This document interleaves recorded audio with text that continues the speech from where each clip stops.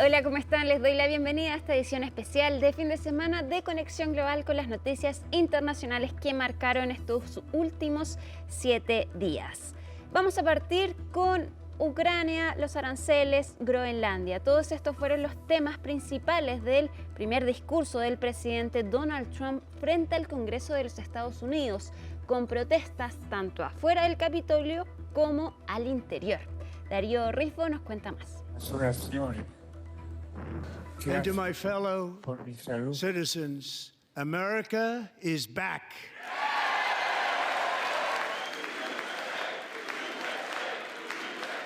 Como si fuera un estadio de fútbol. Así recibieron los congresistas republicanos el primer discurso del presidente de los Estados Unidos, Donald Trump, que se convirtió en el más largo de los últimos 60 años. Protestas tanto afuera del Capitolio como al interior marcaron la instancia, cuyo principal reclamo fue el trato del mandatario a Ucrania. Earlier today I received an important letter from President Zelensky of Ukraine. The letter reads, Ukraine is ready to come to the negotiating table as soon as possible to bring lasting peace closer. Nobody wants peace more than the Ukrainians, he said. Otro tema clave fueron los aranceles que Estados Unidos impuso a sus vecinos, México y Canadá. Trump defendió estas tarifas y las que comenzarán a regir a partir del mes de abril. April 2nd, reciprocal tariffs kick in, and whatever they tariff us, other countries, we will tariff them. That's reciprocal, back and forth. Por su parte, el magnate sudafricano Elon Musk recibió la ovación del mundo republicano por su rol en DOGE, el departamento de eficiencia gubernamental donde se están haciendo buena parte de los recortes a nivel federal en la administración Trump. To further combat inflation, we will not only be reducing the cost of energy, but we'll be ending the flagrant waste of taxpayer dollars. And to that end, I have created the brand new Department of Government Efficiency, which is headed by Elon Musk, who is in the gallery tonight. Trump también tuvo palabras para Groenlandia. Si bien afirmó que apoyará la decisión que ellos tomen, su insinuación de que lograrán hacerse con el territorio desató risas en el hemiciclo. We strongly support your right to determine your own future. And if you choose, we welcome you into the United States of America. We need Greenland for national security and even international security, and we're working with everybody involved to try and get it. And I think we're going to get it. One way or the other, we're going to get it. Members are engaging in willful and continuing breach of decorum, and the chair is prepared to direct the Sergeant-at-Arms to restore order to the joint session. La principal polémica fue la expulsión de Al Green, congresista demócrata que interrumpió el discurso del mandatario para increparlo. La efusividad republicana contrastó con el silencio de los representantes demócratas, que contaron con algunos miembros vestidos de rosa y con carteles en señal de protesta. Nuestra principal protesta fue básicamente que no le íbamos a dar ninguna ovación, porque es un hombre que no merece nuestro respeto, porque está dañando y faltando al respeto al pueblo estadounidense. El presidente podría hacer algunas cosas realmente decentes y buenas, pero una de las cosas que no está haciendo, y tal vez las encuestas sugieran lo contrario, es no intentar bajar el volumen de la discordia que se está extendiendo por todo el país. La instancia, aunque no contó con grandes anuncios por parte de Trump, probó ser una muestra de fuerza parlamentaria para el mandatario.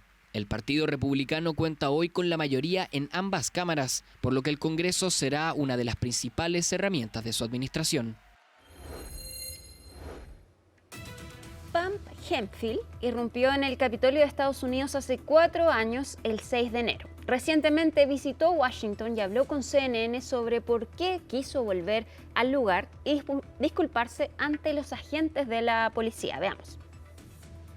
I'm a J6 defendant. I was pardoned, but I'm not taking the pardon. Well, I just came here to make amends. Pamela Hemphill served 60 days in prison for taking part in the Capitol riot 4 years ago. I'm advocating as much as I can because you were there for us. We need to be there for you. You are the heroes. What's sticking out to you right now? What are you remembering? Watching them come by with all the pepper spray in their eyes, with flagpoles. I didn't know if they're hitting officers, but I know now they were trying to break the door. and screaming and yelling, and we weren't supposed to be violent. Pamela told me that she will not rest until lawmakers hang a plaque honoring the Capitol Police officers who were here on January 6th.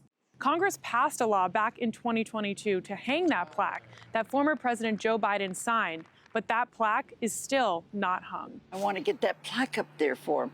They stood for us that day. Let's stand for them. You can't just say you're sorry. You know, you got to do the footwork to prove it. This is part of me moving on. It's part of my recovery program, too. To be right with God is most important to me. And she had a strong message to those who still think January 6th was a peaceful day. Get off those drugs you're on. It's delusional. I mean, seriously, come on, that is insane. It was not peaceful. We have eyes. Stop gaslighting us. Seguimos en Latinoamérica porque David Colbert de CNN acompañó a la policía a realizar redadas en un bastión de las bandas criminales en Guayaquil, Ecuador. El presidente Daniel Noboa dice que sus fuerzas no dan abasto y están buscando ayuda de las fuerzas especiales de Estados Unidos para luchar contra estas redes criminales.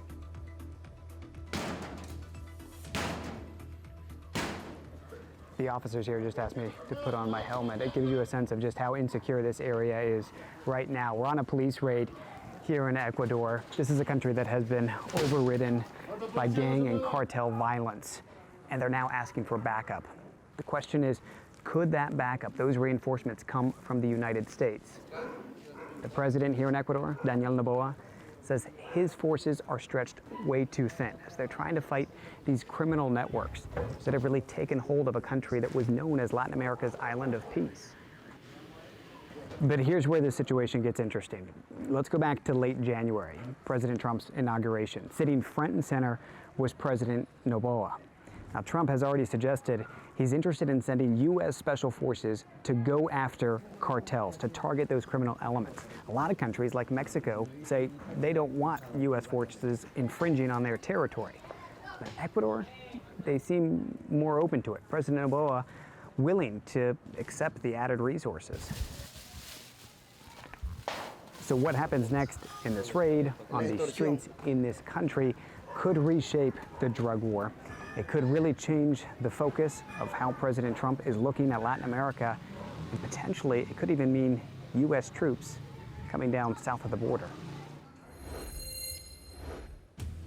Y desde que el presidente de Estados Unidos, Donald Trump, endureció las medidas migratorias en la frontera sur de su país, muchos migrantes, en su mayoría venezolanos, han tomado una difícil decisión: regresar. La misma ruta que los llevó en busca del llamado sueño americano ahora se ha convertido en el camino de vuelta, enfrentando los mismos peligros o incluso peores que en su primer viaje. Wilson Barco nos cuenta cómo cientos de migrantes están arribando a diario a Colombia. Necoclí, Antioquia, en el noroeste de Colombia. Es uno de los puntos clave de la ruta migratoria en Sudamérica. Aquí el fenómeno del retorno es cada vez más evidente. Cada día llegan migrantes que han decidido dar marcha atrás, ya sea para volver a su país de origen o para reencontrarse con sus familias en otras naciones donde se establecieron antes de partir hacia los Estados Unidos. Ahorita se está acercando, ¿no?, una oleada masiva de personas que están regresando por el mismo tema de que no pudieron entrar con lo que era el aplicativo, la CBP One. Entonces ya están retornando, ¿no?, porque ya no hay otra alternativa para poder lograr el sueño que tanto se anhelaba, ¿no? El camino de regreso no es más fácil que el de ida. Muchos se han quedado sin dinero y sin documentos y cargan cuestas con el desgaste físico y emocional de los miles de kilómetros recorridos. En un trayecto, los migrantes dicen que han enfrentado rechazos, violencia y la imposibilidad de encontrar un camino seguro. Nunca imaginé regresar de esa manera, o sea, había muchos riesgos, el tema de la tormenta, el tema del agua. Pero lo más crítico ocurre en la frontera con Panamá, donde el acceso al territorio colombiano se ha convertido en un punto de tensión. Allí, cientos de migrantes varados intentan cruzar nuevamente, esta vez hacia el sur, sin asistencia y en condiciones aún más precarias que cuando emprendieron su viaje hacia el norte. Nos cobraron $175 para llevarnos hasta la miel y de la miel uno empezaba el recorrido para acá. Un recorrido riesgoso. Y vino una ola y nos volteó. Y ahí cuando nos volteamos caímos todos se dispersaron. Y ahí bueno, ahí se desapareció la niña que se murió y todas esas cosas. Pues. Las autoridades locales reconocen que el fenómeno del retorno está aumentando cada día. Efectivamente hemos evidenciado los últimos días una población migrante que está retornando, que llega al municipio y que continúa su tránsito a los puntos de frontera. Por fortuna para nuestro municipio no están siendo represadas o aglomeradas en el territorio, sino que, como lo señalé, siguen su tránsito. Aunque el flujo migratorio no se ha detenido por completo, la tendencia ahora es clara. Menos personas avanzan hacia el norte y más están regresando. Sí se está canalizando, ¿no? Otras maneras para que las personas no estén corriendo con el peligro que nosotros afrontamos al regresarnos por nuestra propia cuenta. El movimiento que antes se veía como una estampida hacia el llamado sueño americano, hoy es un retorno lento y con mucha resignación de quienes tras recorrer miles de kilómetros se ven obligados a volver sin haber logrado su objetivo. Para CNN, Wilson Barco, Necoclí, Colombia. Y un caso similar es el de los migrantes que viajan en caravana por el sur de México, quienes aseguran que ya no buscan llegar a Estados Unidos. Al igual que en el informe anterior, el endurecimiento de las políticas migratorias de Donald Trump ha hecho que sus planes cambien y ahora buscan radicarse en diferentes estados de México. Valeria León tiene la historia. El sueño americano para algunos se convirtió en el sueño mexicano. Mi propósito siempre ha sido acá. Siempre en México. Y es que varios de los migrantes que viajan en la más reciente caravana que salió de Chiapas el 20 de enero dicen que ahora buscarán asentarse en México y ya no llegar a Estados Unidos. Mi meta es llegar a Monterrey. Ahí hay trabajo. El endurecimiento de las políticas inmigratorias del presidente estadounidense Donald Trump ha desincentivado, por ejemplo, los planes de esta migrante hondureña de cruzar a Estados Unidos. Estados Unidos no es mi sueño. ¿Por qué? Porque la vida ya es muy dura y yo sé que en todos los países es dura la vida del inmigrante, pero Estados Unidos a mí no me llama la atención. Y más lo que ha puesto también Donald Trump de que ya todos los está deportando, no. Carla Rivera viaja con su pareja, Carolina. Ambas aseguran salieron de su país por ser víctimas de discriminación por su orientación sexual. Yo soy lesbiana, entonces hay mucha discriminación. Tras 9 días caminando en caravana, aún queda un largo trayecto por recorrer. Mi propósito ahorita es llegar a Ciudad de México. Por el momento, el grupo de cientos de migrantes descansa en el poblado de Pijijiapan, en Chiapas.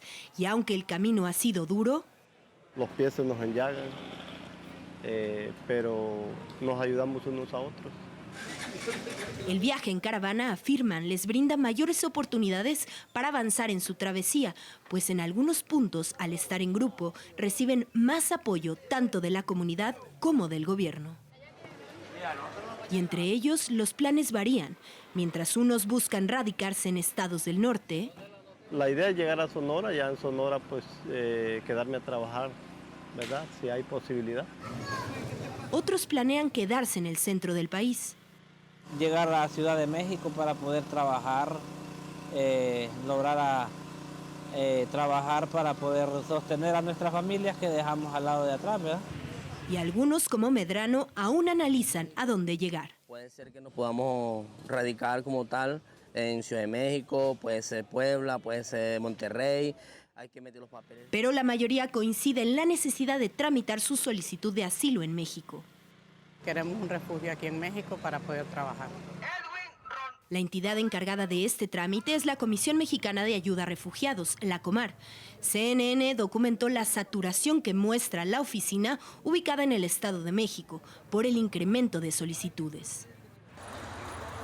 Para muchos, llegar a Estados Unidos eventualmente seguirá en sus planes, pero mientras esperan que la política inmigratoria en Estados Unidos cambie, México será su país de destino. Valeria León, CNN, Ciudad de México. jueves se dio a conocer un audio del Papa Francisco en la Plaza de San Pedro. Se trata de un mensaje grabado por el Sumo Pontífice que fue emitido ante los feligreses que oraban por su salud en la Plaza de San Pedro. Se trata de la primera vez que podemos escuchar la voz del Papa Francisco desde que fue hospitalizado a mediados de febrero. Escuchemos. Agradezco de todo corazón las oraciones que hacen por mi salud desde la plaza. Los acompaño desde acá. Que Dios los bendiga y que la Virgen cuide. Gracias.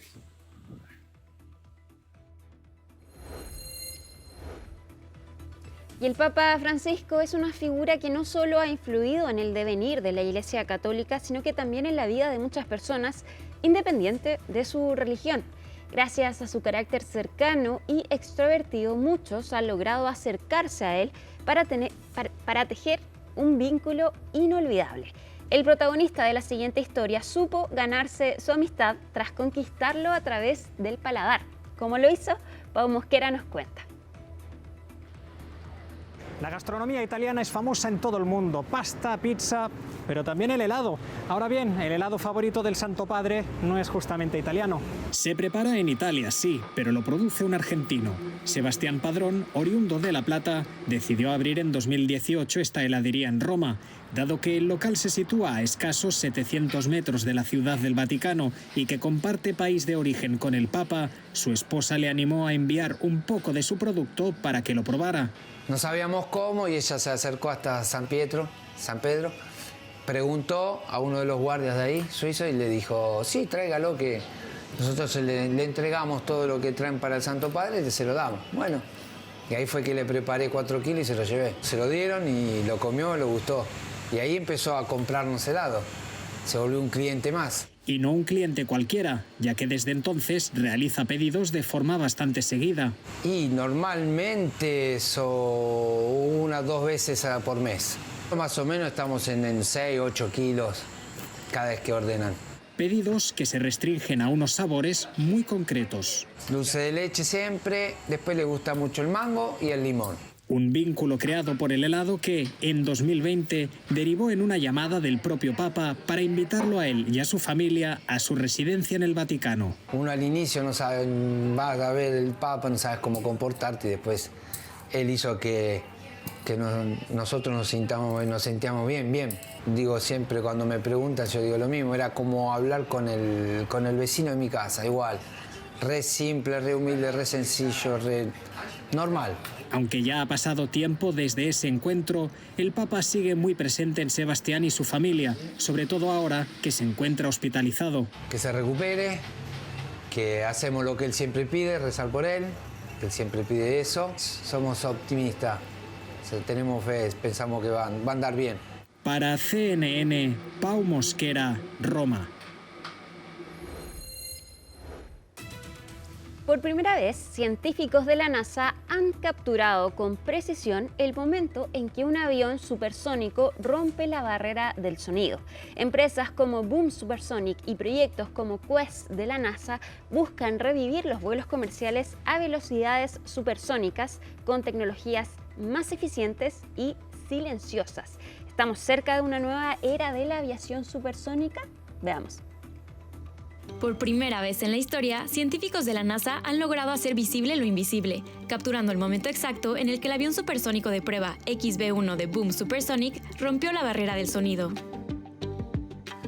Cuando una aeronave se acerca a la velocidad del sonido, aproximadamente 1.225 km por hora en el aire, las ondas de presión que genera comienzan a comprimirse y acumularse, creando un muro de aire denso. Al superar esta frontera invisible, las ondas de choque se liberan de golpe, como se muestra en la fotografía, rompiendo la barrera del sonido y dando lugar al característico estampido sónico. Debido a este estampido, en 1973, Estados Unidos y otros países prohibieron los vuelos supersónicos sobre tierra, limitando las rutas y contribuyendo al declive del Concorde, un avión supersónico franco-británico que operó entre 1976 y 2003, que permitía viajar de Londres a Nueva York en aproximadamente 3 horas. Actualmente, empresas como Boom Supersonic y Spike Aerospace buscan revivir los vuelos supersónicos con tecnologías más eficientes y silenciosas. Boom Supersonic está desarrollando el Overture, un avión comercial que podría volar a Mach 1,7 y reducir a la mitad el tiempo de vuelo entre continentes.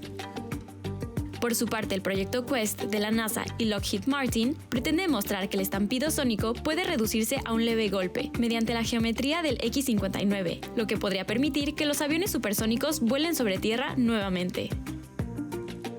Si estas tecnologías se perfeccionan, podríamos estar a las puertas de una nueva era de la aviación supersónica, con vuelos comerciales más rápidos y accesibles que podrían transformar la industria del transporte aéreo. El domingo pasado se celebró la ceremonia de los premios Oscar. Fue una noche donde la gran ganadora fue la película Anora, pero también donde hubo algunos discursos políticos. Veamos.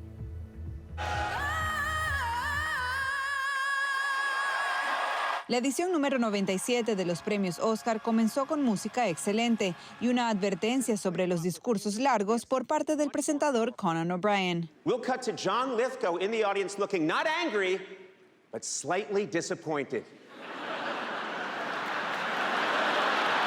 Eso no desanimó a Adrien Brody, quien habló largo y tendido después de ganar su segundo Oscar como mejor actor por The Brutalist, uno de los 3 premios para esa película. Let's fight for what's right. Keep smiling, keep loving one another.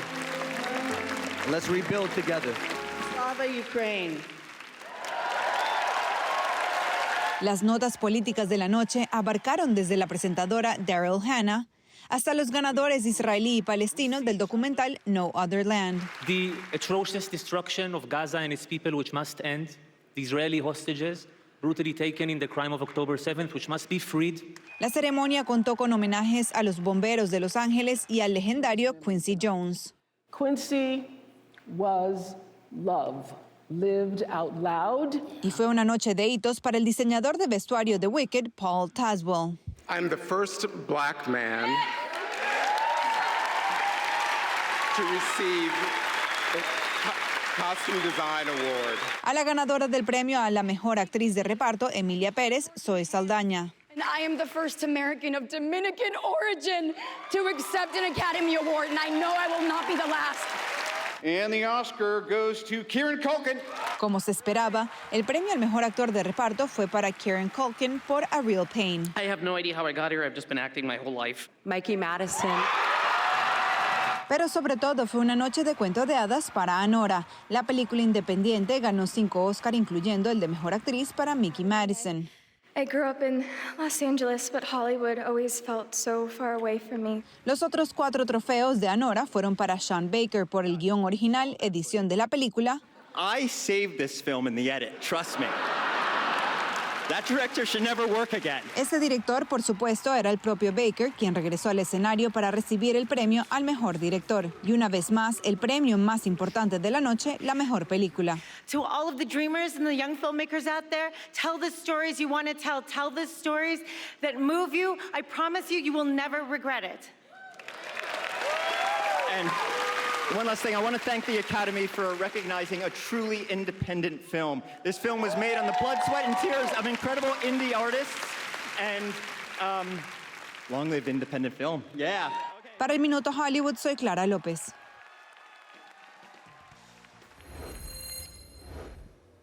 Llegamos así al final de este especial de fin de semana de Conexión Global. Muchas gracias por acompañarnos y que tengan una buena semana. Chao.